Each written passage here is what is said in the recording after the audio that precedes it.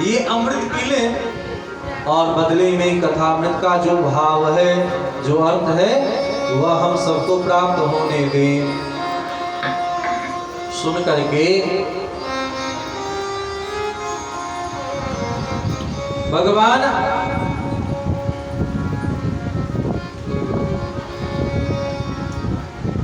सुन करके परीक्षित जी ने कहा कि नहीं, अब मैं कहीं और नहीं जा सकता। श्री सुखदेव जी महाराज से पूछा, महाराज आप हमें कुछ बतलाइए। सुन करके भगवान श्री सुखदेव ने देवताओं से कहा, क्यों आए हो? देवताओं ने कहा, महाराज मैं चाहता हूं कि ये अमृत पान कर ले और बदले में कथा में थोड़ा सा हमको भी मिल जाए। ध्यान देना, आज कथा को हमने प्रसाद बना दिया है, जो जहां जैसे हर जगह बंटने लगा है, इसलिए भागवत की महिमा लोग नहीं समझता। जब हीरा जवाहरात चौक चौराहे पर बंटने लगे तो लोग क्या बात बनेंगे, उतना आदर रह जाएगा। आज जिसे भागवत का अक्षर पता नहीं है वो भी कथा कह रहे हैं। ये अक्षर जो कहते हैं, जिन्हें पता नहीं वो भी कथा कह रहे हैं।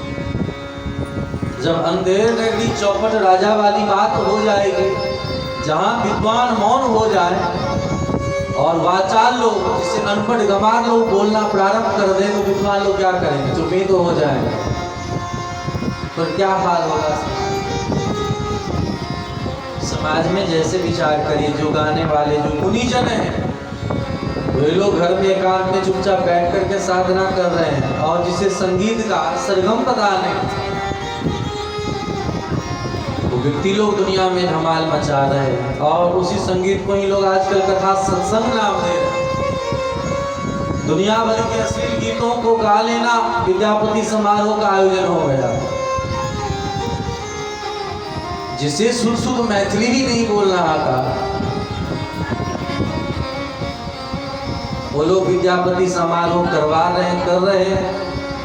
क्यों ना हो भला, जब आयोजक ही ऐसे हो जाए तो भगवान ही बचाए। बोलो राधे राधे।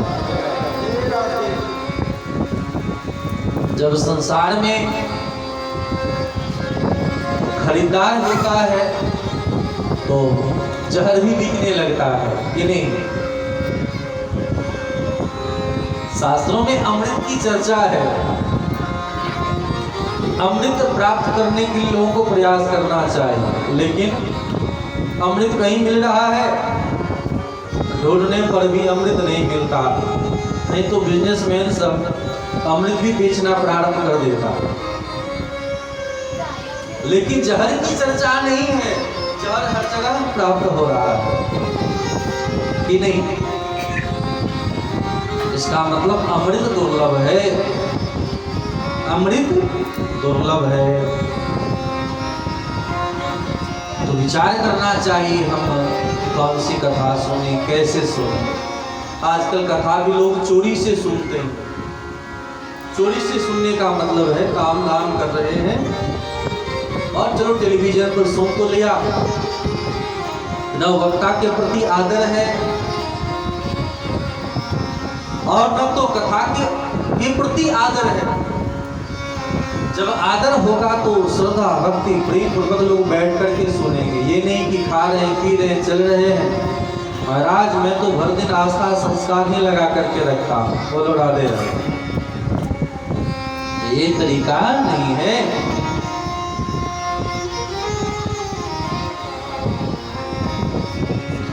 यहाँ भगवान सुखदेव ने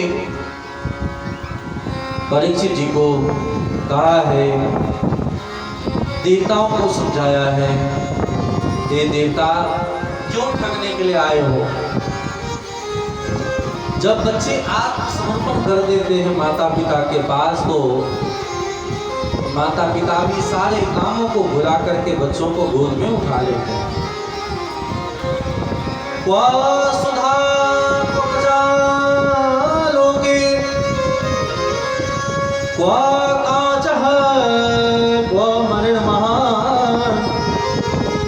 ब्रह्मरात्रौ विचार्यैवं तदा देवांसो। कहाँ यह तेरा कथा कांच का टुकड़ा, स्वर्ग का अमृत कांच का टुकड़ा है, और कहाँ यह मेरी कथा अमृत है। देखो, स्वर्ग में कथा होती, वैकुंठ में कथा होती, साकेत में कथा होती तो हनुमान जी महाराज जरूर जाते, लेकिन जहां भगवान विराजमान हो लेकिन कथा ना होती हो वहां नहीं जाना चाहिए। पंचम स्कंद में वही बात कहते हैं कि भले ही ब्रह्मलोक क्यों ना हो, ना वही ससिभ्यता, ना यत्र वैकुंठ कथा सुधा परा, ना यज्ञेश कथा सुधा परा। जहां पर भले ही स्वर्ग क्यों ना हो, वैकुंठ क्यों ना हो, ब्रह्मलोक क्यों ना हो, लेकिन लीला कथा नहीं होती हो तो ऐसे लोगों का सेवन नहीं करना चाहिए। भारतवर्ष में यही तो खासियत है कि यहाँ हर जगह भगवान की लीला कथा प्राप्त हो जाती है, मिल जाती है। इसीलिए आज बदला बदली करने के लिए जो धन पैसे के बदौलत कथा सुनना चाहता है उन्हें लगा देते हैं। यह कथा तत्वतः सुख देने वाला है, शांति देने वाला है। और जो व्यक्ति चल रहा है पाप ताप संताप, देखो कोई अमृत पिला दे तो पाप नष्ट हो जाएगा, कोई फल दे दे कोई गारंटी नहीं है कि फल सड़ा हुआ ना हो, फल खट्टा ना हो। फल खट्टा भी तो हो सकता है, सड़ा हुआ भी हो सकता है, इसलिए रस देख करके लेना चाहिए।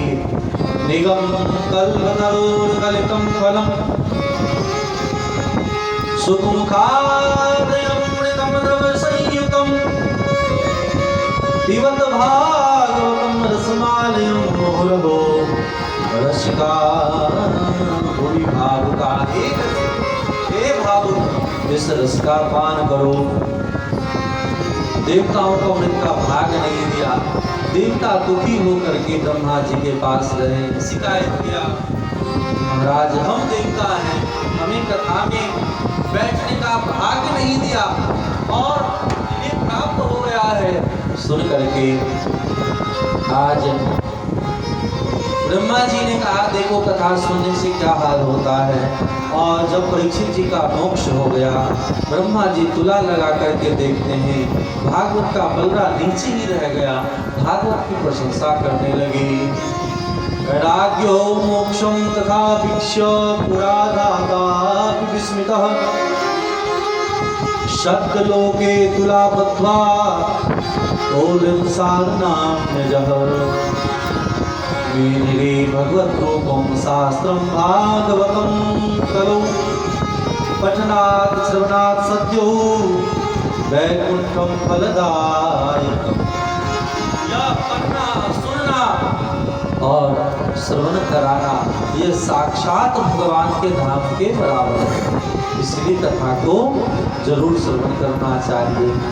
यह सुन करके बड़े गदगद हो गए श्री सौनक जी महाराज। सौनक जी ने कहा महाराज इस कथा को धरातल पर लाने का कार्य किसने किया? सुन करके श्री शुक जी महाराज कहते हैं कि देखो बद्रिकाश्रम में सनकादिक भगवान संग सनंदन सनातन संत कुमार विचार विचरण कर रहे थे। नारद जी को उदास देखा, नारद जी से पूछा नारद जी आप उदास क्यों हैं? कथम ब्रह्मण दीनमुखः कुतश्चिन्तातुरो भवान् त्वरिते गम्यते कुत्र कुतश्चागमनं तम त्वरितं गम्यते कुत्र कुतश्चागमनं तव। आप संत महात्मा होकर के इतना उदास क्यों दिखाई पड़ रहे हैं?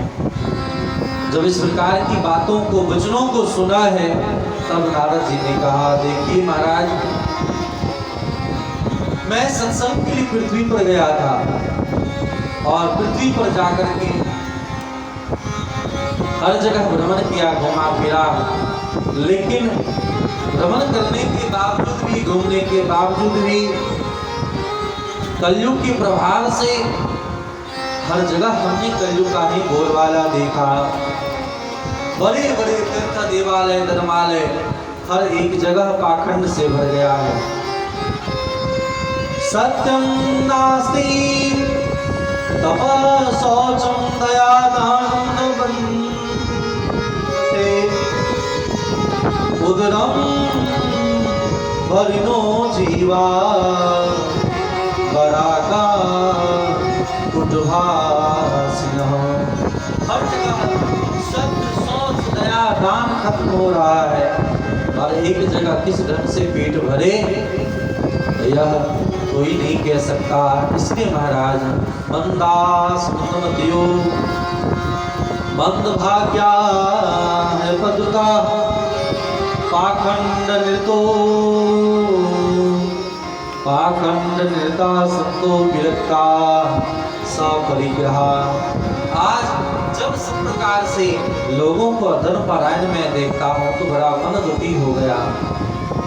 एक घर की स्थिति यही है, उदरम भरिनो जीवा पराका कुटभासना। इस ढंग से पेट भर जाए इसी के घर में सब जीव लगे हुए हैं। महाराज कैसे कल्याण होगा। इस प्रकार देखते देखते मैं यहाँ से वृंदावन की पावन धरा पर पहुंचा और वहां जाने पर हमने क्या देखा, एक स्त्री बहुत जोर जोर से रो रही है।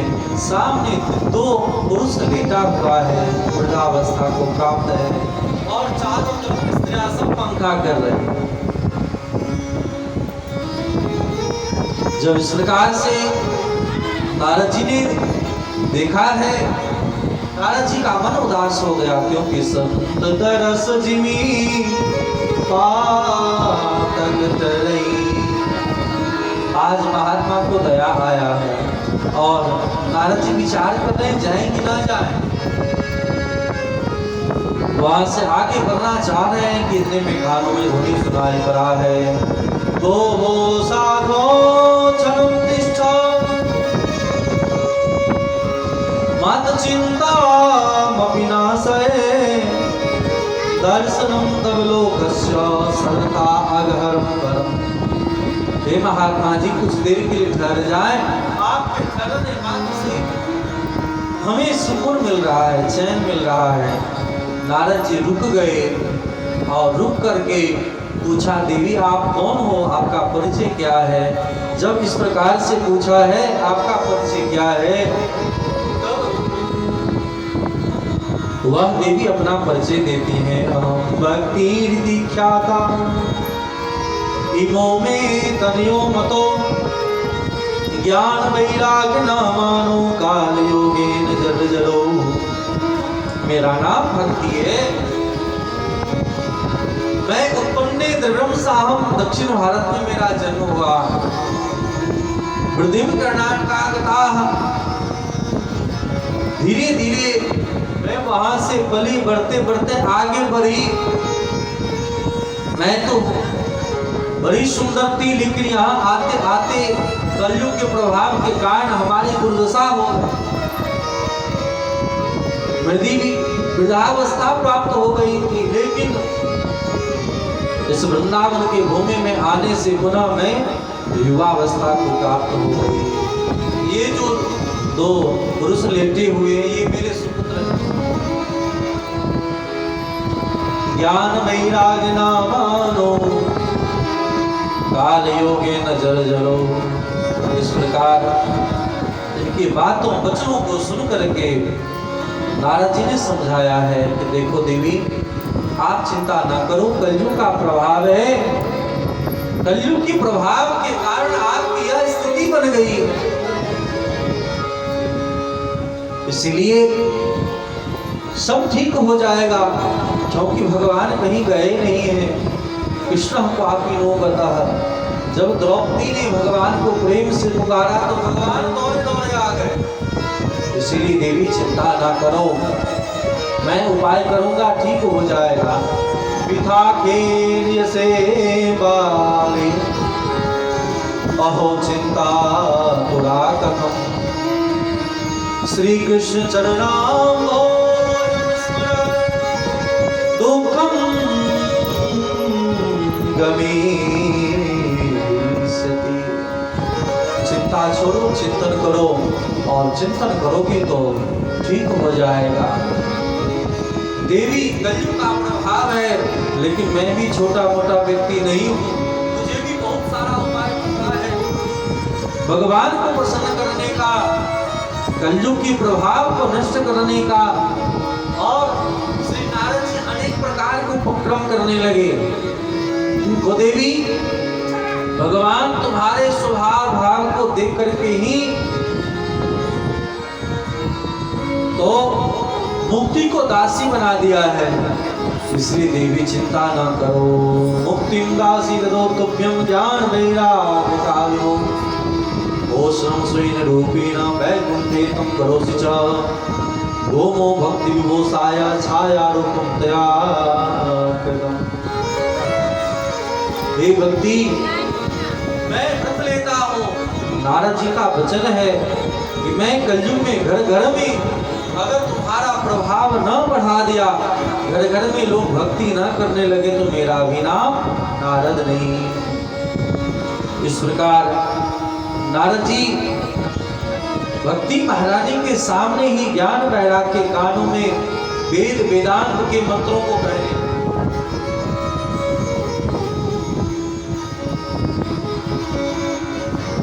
इन वेद मंत्रों को कहने मात्र से, गीता पाठ करने मात्र से ज्ञान वैराग्य मूर्छावस्था से उठता तो है, लेकिन पुनः मूर्छा को प्राप्त हो जाता है। इस प्रकार जब अनेक उपक्रम करके हार गए, फिर भी ज्ञान वैराग्य स्वस्थ नहीं हुआ,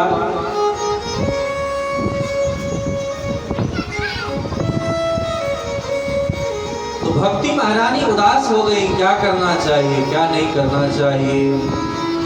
इतने में आकाशवाणी हुई, हे नारद जी, आप सत्कर्म करें, और सत्कर्म करेंगे तो निश्चित करके आपका उपक्रम सार्थक होगा। अब नारद जी महाराज सोच में पड़ गए कि अभी तक मैं क्या कर रहा था, अभी तक मैं सत्कर्म ही तो कर रहा था। वेद वेदांत पढ़ना ये क्या है, ये सत्कर्म ही तो है। यज्ञ करना क्या है, सत्कर्म ही तो है। दान करना क्या है, सत्कर्म ही तो है। ध्यान देना, आज लोग अनेक प्रकार के व्रतों में फंसे रहते हैं। दिन रात आज ये व्रत, कल वो व्रत, परसों वो व्रत करते रहते हैं। सालों भर पूजा करते रहते हैं। क्या यही सत्कर्म है?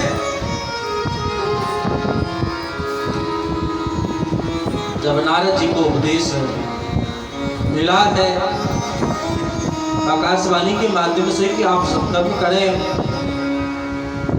बड़े बड़े ऋषि मुनि महात्मा से पूछते जा रहे हैं सत्कर्म किसे कहते हैं, लेकिन जब कोई उत्तर नहीं दे रहा है, उस समय नारद जी महाराज हर जगह से चलते चलते बद्रीनाथ पहुंचते हैं, और वहां जाकर के बद्री विशाल भगवान के प्रांगण में सनकादि भगवान से पूछते हैं। सुन करके बहुत हंसे सनकादि भगवान। देखिए, गुरु बिन होय कि ज्ञान। आज सनकादिकों ने नारद जी को समझाते हुए कहा है, माम चिंताम कुरुदेव से हर्षे चित्तम समावह उपायः सुख शांत्युत्र वर्तते पूर्व। हे नारद जी, आप चिंता ना करें। आपने तो वेद व्यास जी को ज्ञान दिया था, क्या आप भूल गए? आपको याद नहीं है?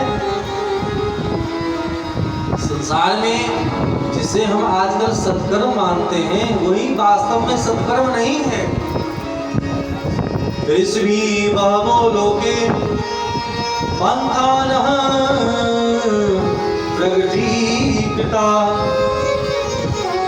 श्रम साध्यस्ते सर्वे प्रायः स्वर्ग फल प्रदान। संसार में जब जीव अनेक प्रकार के कर्मों में लगा रह जाता है और वास्तविक कर्म नहीं कर पाता है,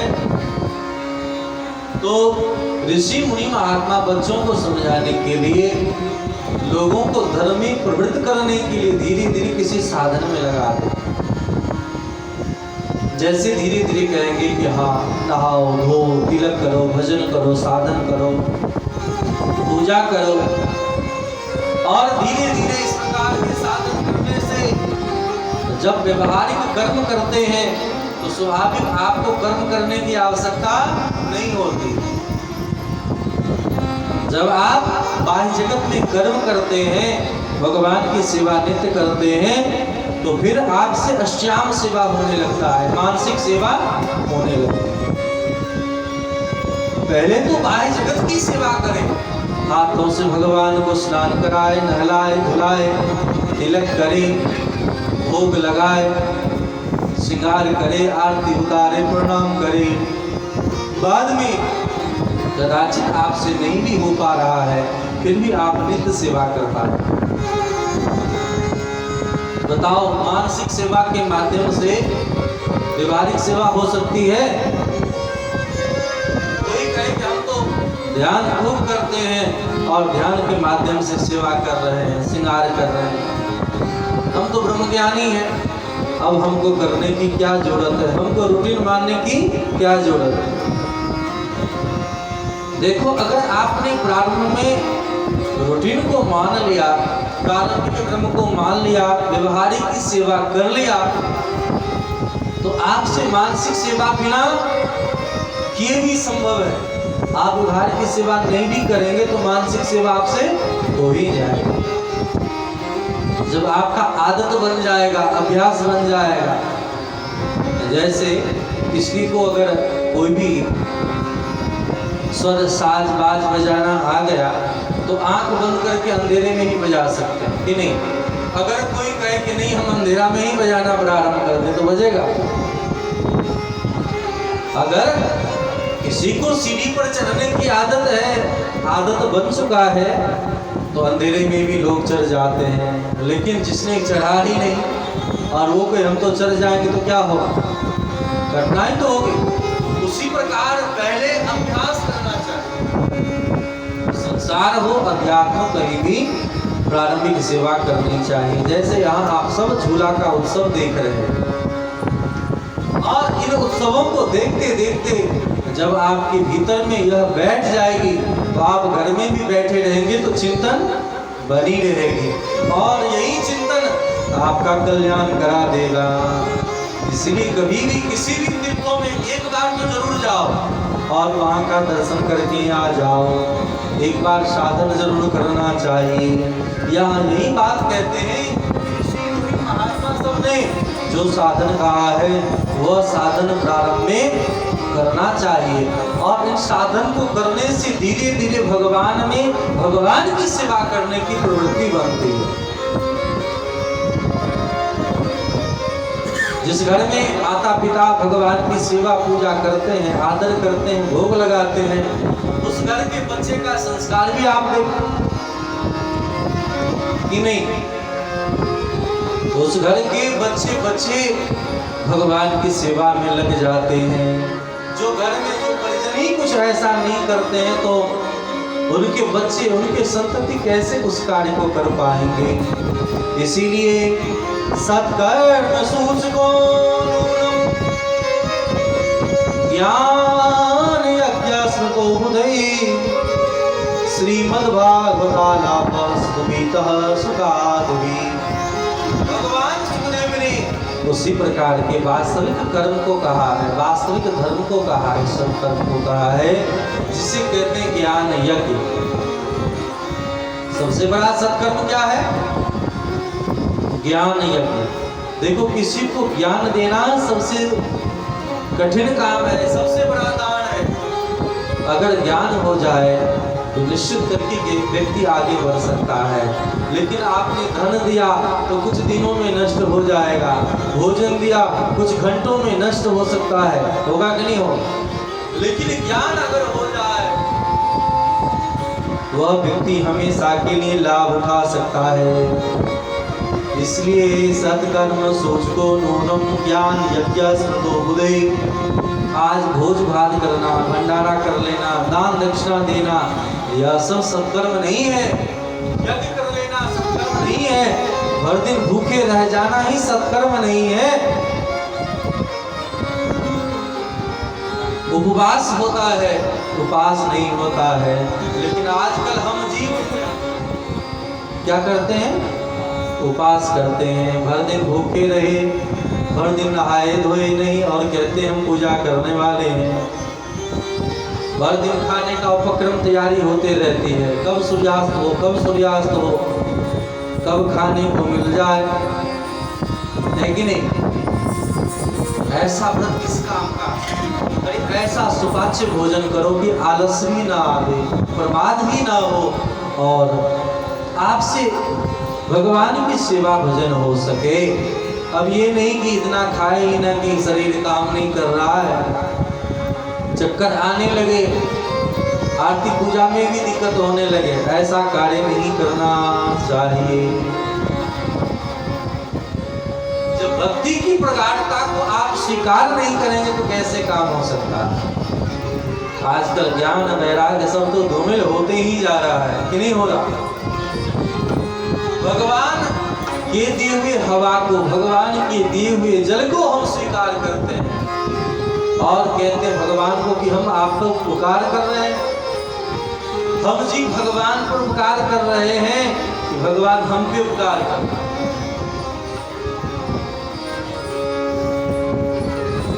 समझाया है कि देखो वेद वेदांत का सार ही है श्रीमद् भागवत महापुराण। इस कथा को श्रवण करो तो काम बन जाएगा। नारद जी ने प्रश्न किया कि हमने तो वेद वेदांत सुना दिया, लेकिन वेद वेदांत सुनाने से काम नहीं हुआ, तो फिर इस प्रकार के श्लोकों को सुनाने से क्या होगा। तब तीन उदाहरण दे करके समझा दिए कि देखो जैसे ईख में ही रस भरा होता है, लेकिन जो काम उनके रस से संभव है उसके पेड़ पत्ते पौधे से नहीं है। आम के पौधे से ही फल प्राप्त होता है, पेड़ से ही तो फल प्राप्त होता है, लेकिन जो काम पेड़ पौधा नहीं कर सकता वह काम रस कर देता है। जो काम गाय का दूध नहीं कर सकता वह कार्य क्या कर सकता है, तो दूध से निकला हुआ घृत कर सकता है कि नहीं। दूध के भीतर ही तो भरा हुआ है, क्या भरा है, घृत भरा है, लेकिन जब तक मंथन न किया जाए तब तक वह घृत उपयोग में नहीं आता है। समुद्र का जल ही हम जीव प्राप्त करते हैं, उपयोग करते हैं, लेकिन समुद्र का जल किसी को दिया जाए पान करने के लिए तो कोई पिएगा नहीं पिएगा। इसीलिए आप भागवत कथा सुने काम बन जाएगा। आपको अलग से कोई साधन करने की जरूरत नहीं है, कोई व्रत ना करें, कोई पूजा ना करें, कोई पाठ ना करें, केवल सुनने का नियम बना लें, हम नित्य सुनते रहेंगे। भक्तों ने कहा है श्याम तुझसे मिलने का, श्याम तुझसे मिलने का सत्संग ही बहाना है। श्याम तुझसे मिलने का सत्संग ही बहाना है। श्याम तुझसे मिलने का सत्संग ही बहाना है। शाम तुझसे मिलने का सत्संग ही बहाना है। ये दुनिया वाले क्या जाने